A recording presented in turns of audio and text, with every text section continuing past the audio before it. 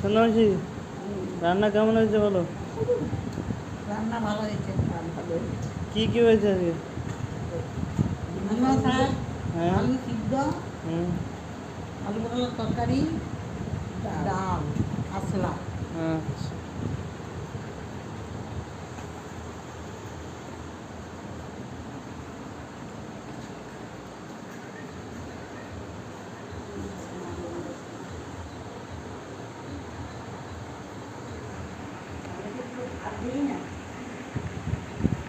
মাসি এনাদের জন্য যে কি কি রান্না হয়েছে?